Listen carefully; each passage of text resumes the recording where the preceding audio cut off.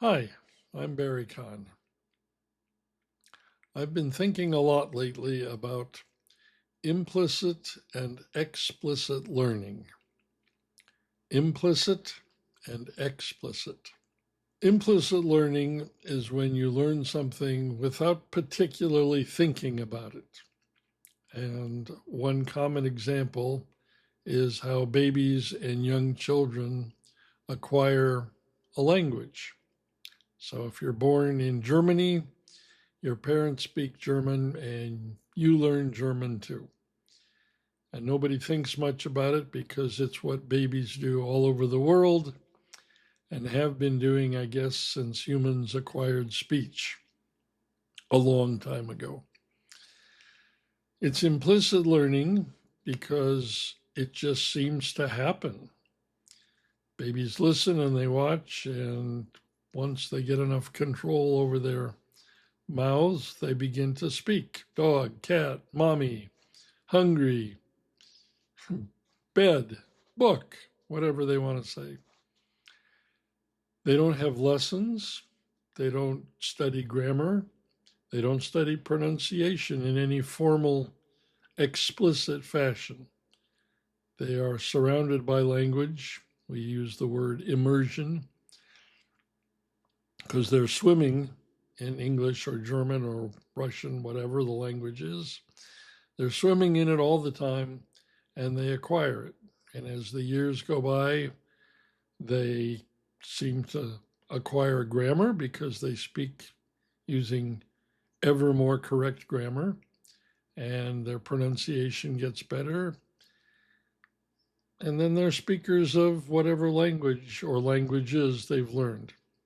So that's implicit. Nobody sits little Johnny down when he's 2 years old and says, Johnny, I'm going to teach you the past perfect tense, and here are the rules. No, we don't do that. We never do that. And if we tried, it wouldn't work. It would be a major failure because all that grammar stuff is far too abstract for little kids. Nonetheless, they acquire the language, sometimes two languages. So that's implicit learning. Explicit learning is where somebody teaches you something, okay? You go to school and the teacher says, this is high school English, and we're going to spend this semester learning how to write essays. And maybe you have an essay book and you read essays and you talk about them in class, and the teacher explains what's going on in the first paragraph and the second paragraph, and hopefully you get to write some essays. And it's very explicit. This is how you do it. This is how you construct an essay. In a school situation, there's pretty much always some sort of explicit instruction going on. And schools are interesting places because there's always implicit learning happening as well. How much explicit learning is taking place is another question, and I'll come back to that. But implicit learning also takes place. Let me give you an example. You're in a math class, mixed boys and girls, and after a few weeks or a month or two, the girl students notice, consciously or unconsciously, that the boys are getting more of the teacher's time and more of the teacher's attention. And the girls from this are learning an implicit lesson because teachers teach both explicitly, consciously, or they try to, but they also teach things implicitly that they may be completely unaware of. And an example of this is a teacher who pays more attention to the boys, takes more time answering their questions, gives them more help, and pays less attention to the girls. The girls are certainly learning an implicit lesson from this. It could be girls aren't good at math, So we won't waste time helping them. Math is for boys, so we will give them more time and attention. And this implicit lesson, when it's continued over time and perhaps from one year to the next, teaches a very clear lesson to the girls. You're not as important, at least in math class. Maybe you shouldn't study math. We don't expect you to do well in math. We're not going to waste our time on you. You could substitute any other subject for math and come up in the same place. We're not going to spend time on you like we do on the boys because for some reason, usually what we believe, stereotypes, boys are better, girls are less talented at math. And then later on, we might wonder, why are there more boys studying math at the university level and fewer women? Why are there more boys doing science and fewer women? And it could easily go back to these implicit lessons that perhaps nobody is conscious of at the time, unless somebody's doing a study, maybe a scientist, some sort of researcher in education goes into the classroom and films the class and then makes a chart and says, out of a 1 hour class, 78% of the time, the teacher was talking to the boys and 22% of the time to the girls. Clearly a difference. But it could be completely unconscious and implicit. Nonetheless, the girls are taking away a lesson from this. We know that children, little children, learn language implicitly. They're not getting instruction. They're not having grammar rules explained to them. They are exposed to the language, and somehow from this exposure, they are able to learn pronunciation and grammar and the rules of grammar, call it syntax. They know how to form words. You could say a word in English, and a child could say, I don't know what that word means, but it sounds okay. It sounds like my language. It sounds like English. You can do the same thing with adults. You can say, squiggly. Does that sound like an English word? Squiggly, squiggly. Yeah, it sounds like an English word. How about hakka? No, that doesn't sound like English. Or ngka. No, that doesn't sound like English either. Why? Well, those sounds you're making, or agba, that doesn't sound like English either. So the sounds are wrong. So it could be the sounds of the language are not English sounds, or it could be the way the words are put together, the morphology, the shape of the word. There are things you can do in English, and there are things that you can't do in English because we don't do them that way. We have ing at the end of words in English, like ring or sing or singing, but we don't start words with ngong. It's a nice word, but we don't have any words in English that I can think of that start with ngong, nging, ngak. Sounds like a language, but it doesn't sound like English. Children know all these things. How? How do they learn them? They learn them from a huge amount of listening, of speaking once they learn to speak. They figure out the rules of grammar from hearing it, from copying adults, and they do it all via an implicit language learning system, mechanism. However they do it, they do it.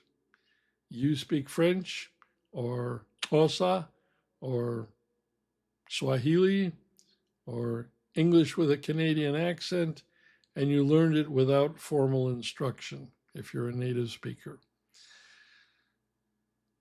Many people think that, sure, little kids can learn via this implicit method, but we can't because we're not little kids. I'm 18, I'm 22, I'm 25, I'm 40, I'm 76. I can't learn a language the way a little kid does. We don't think it's possible. Many people don't think it's possible. And so we assume you have to teach via explicit instruction. Okay? I will teach you the rules of English grammar. I will teach you vocabulary. I will explain every word to you. This means X. This means Y. This is what we think, and part of it is the effect of going to school. You think, oh, well, you go to school to learn things, academic things, foreign languages, and this is how we teach it. We explain it, okay? In German, there are 3 articles, die, der, and das. I have to explain that to you, and I have to explain to you about nouns. Each noun has an article, so it's der Mann. It's not die Mann, it's der Mann, and you have to memorize all this stuff. But little German children don't have to have those lessons.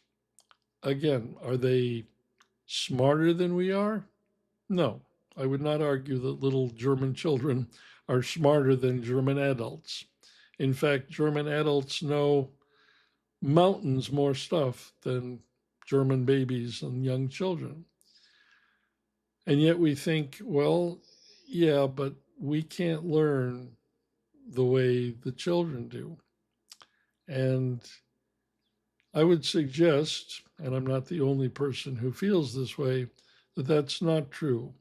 My favorite word when it comes to how can I learn a language, a new language, a second or third language, is exposure. Exposure. You need to expose yourself to the language. And I talked about this, so I'm not going to repeat it all in this video, but if your goal is to learn a new language, my suggestion is don't worry so much about learning rules and memorizing rules, and instead maximize your exposure to the language. It can be listening to the language, it can be watching anything that you can see. Ideally, of course, you would move to the country where they speak the language, move to France, live with a French family, and just speak French from now on. Will it take you a while? Yes. It takes little children a while too. But the number of hours of exposure to the language you want to learn are going to correlate. They'll be connected very directly to your progress. And I talked about the importance of listening before. I won't repeat that. But the exposure makes a huge difference. And the biggest problem we adults have in learning another language, I've said this before, is time. We're busy. Little children have lots of time. We don't. But we don't maximize, many students do not maximize their exposure to the language they want to learn. A half hour a day or an hour a day, you'll learn a little bit, but you really need more. You need to give your brain a chance to absorb the language. You need to read. You don't need me to explain vocabulary to you. You need to read. Once you're at a level where you can read anything, keep reading. Every second you spend reading, you're being exposed to grammar, correct grammar, hopefully, if you're reading something that hasn't been written by AI. You're being exposed to correct grammar, vocabulary, writing style, and it's very efficient compared to instruction. The amount of time it takes me to explain a word to you, if you're reading the word in context, yes, you might have to look it up once, but after that you can say, look at that. In English, you can say, run over. Oh, I ran over a dog in my car. I feel terrible. You can run up a bill. I went in the restaurant and I spent $800. I ran up a hell of a bill. I shouldn't have done that. No food for the rest of the month. I spent it all on one meal in a restaurant. It was good, but I shouldn't have done it. I ran up a big bill. These are two examples of phrasal verbs. There's dozens with the verb to run. The best way to learn them is not for me to teach them to you. The best way is for you to hear them in context. You go out to dinner with somebody who speaks English, or you watch it in a movie and he says, "Oh, I went shopping at the mall and I ran up a big bill." And you say, run up a big bill. And the other person in the movie says, "Why, did you buy everything you saw?" And the first actor says, "Well, I bought a couple of new chairs and some new clothes and a new pillow and a dog bed for my dog." As you watch this or listen to it, you're going to get an idea of what it means to run up a bill. You'll get it from the context. This is what I mean by exposure.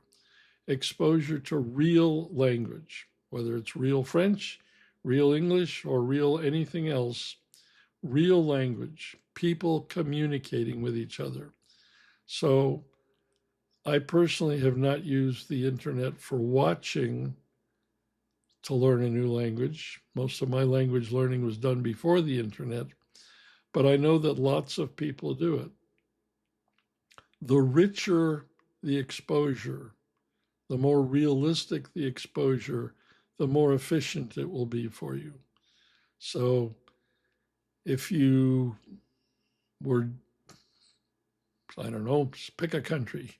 If you were Polish and you came to America and we had dinner together and you didn't know any English, well, I'm not a good example because I'm a teacher, but if I knew you wanted to learn English, I would probably say things like, "Oh, do you have all your silverware?" "No, let me get you. Here's your knife, here's your fork, here's your spoon." If you don't know those words, you're going to be hearing them, you're going to be seeing them, and you're going to be using them. That's more or less the way babies learn. They hear the words, they see the object. That's exposure, okay? With vocabulary, you start with things that are tangible, things you can touch and hold, and learn those first. You have to get a vocabulary at some point, and it's easier to remember physical things. "Oh, would you like a cup of coffee?" Well, everybody knows what a cup of coffee is, and probably you already know the word coffee. It might be a little bit different in your language. Maybe it's the same. Maybe it's café. But these words that are easier to learn and easier to remember give you a place to start. You learn greetings, even if you're taking a class. "Hello, how are you? My name is," "What is your name?" These are common things. Memorizing stuff is really helpful. And I don't think we do enough memorizing in the beginning. People say, "Well, that's very old-fashioned." Maybe it's old-fashioned, but it gives you some grammar to start with. If you learn to say, "Hi, what's your name? What's your name? What is your name?" Nobody has to tell you, "Oh, well, we're going to practice with the verb to be. Then I'll show you how to conjugate it." You don't have to do that in the beginning, and maybe you don't have to do it at all as long as you're learning things with the verb to be. How old are you? "I'm 42. How old are you?" "I live in New York." "Oh, where do you live? Where do you live?" All right, you're being introduced to the do construction. Nobody has to explain to you, and it doesn't help if they do. If I say, this is the verb to be, and this is some other verb, telling you it's a verb, telling you it's a noun, doesn't help you to speak. It doesn't help you to understand. It doesn't hurt at some point to learn these words, so you can talk about language. But in terms of being functional, in terms of, can you have a conversation with me? can I understand you and have a conversation with you, you need exposure. And finally, you need repetition. Watching something once, listening to something one time is not enough. If you're going to communicate in language, you need repetition. You have to be able to listen, understand, and respond, and it has to be as automatic as possible.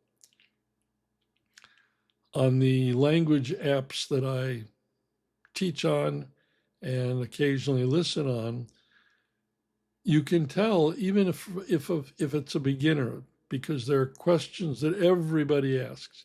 Where are you from? Even if you're a beginner, if you begin to speak on one of these platforms, people will say, where are you from? And everybody can answer that. Everybody knows, where are you from? They all know it. I think the people who never speak out loud on these platforms still know, where are you from, because they hear it again and again and again.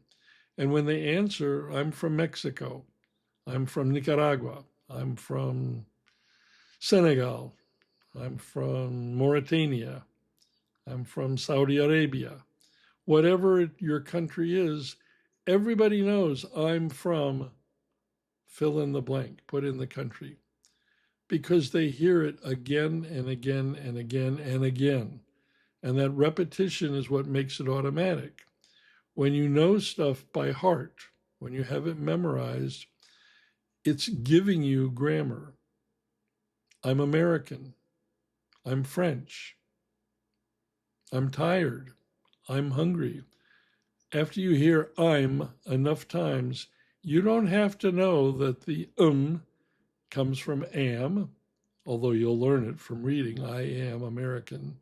I'm American. I'm hungry. I'm tired. I'm leaving now. I'm going to school. You're going to hear I'm. She's.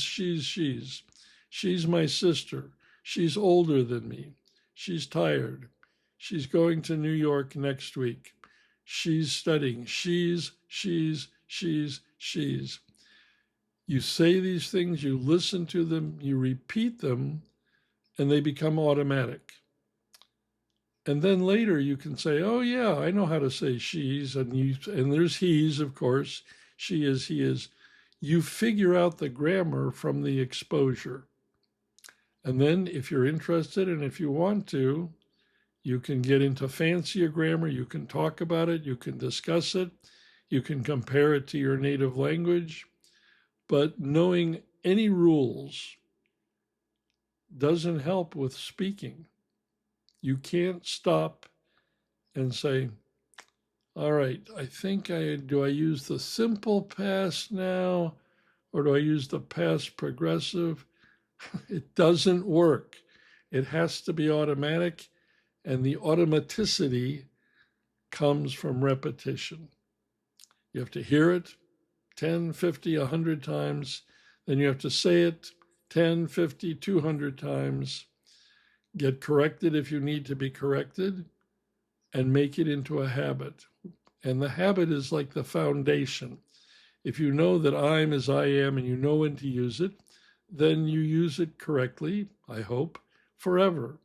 I'm American. I'm tired. I'm hungry. I'm tired of talking. I'm going to stop very soon. I'm going to stop very soon. And then you move on and you learn other things.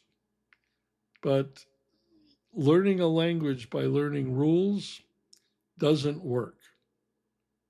Learning a language the way children do, by repetition, by communicating, and learning the rules later. I mean, native speakers almost never learn the rules because they already know the rules and they're embedded. I'll end with this. What we do as native speakers is we listen. If somebody says, is this sentence correct? You say, okay, say the sentence. I was walking down the street when a satellite fell out of the sky and almost killed me. I was walking down the street when a satellite fell out of the sky and almost killed me. Yes, that sentence is perfect. Good sentence. Thank you. It took me 2 days to make it up. 2 days to write that sentence and check it. Okay. And if the sentence is wrong, some little bell will go off in your head. Ding, ding. No, you can't say the car blew parkicized in hotel lobby of. No, it's not English. It's sort of sounds English, but it's not a sentence that makes any sense. And even 5 or 6-year-old children can usually spot sentences that are broken in some fashion because they can feel, oh, that sounds right or that sounds wrong. Native speakers all over the world do this. Most of us do not have explicit knowledge of the grammar of our language. Grammars are actually, the syntax of a language is phenomenally complicated, much more complicated than people think. And yet we know it. We can generate an infinite number of new utterances, new things in the language. We can make up sentences we've never said before, and people can understand our sentences that they've never heard before. And it's all based on implicit knowledge. So, a quick recap. You might think you're learning a foreign language explicitly, but if you become fluent, I would say at least 70 or 80% of that learning was implicit. It was from listening, watching, repeating, practicing, and not because you memorized a rule. That's just the fact of the matter.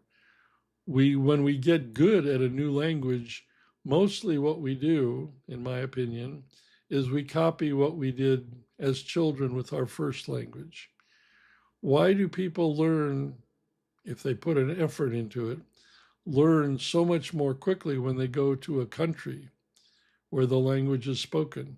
My French will get much better if I move to France for a year and make an effort to use French and listen to French all the time than if I stay here in the United States and listen to one hour of French once a week. There's no comparison. And what's the difference? It's exposure. It's exposure to the language. So don't worry about mistakes. Don't worry so much about learning rules. Increase your exposure. You want to learn English? Listen to English, watch people speaking English, read in English, speak English when you can. That's it. I went on too long. I apologize. But I'll stop now. Thank you. Bye.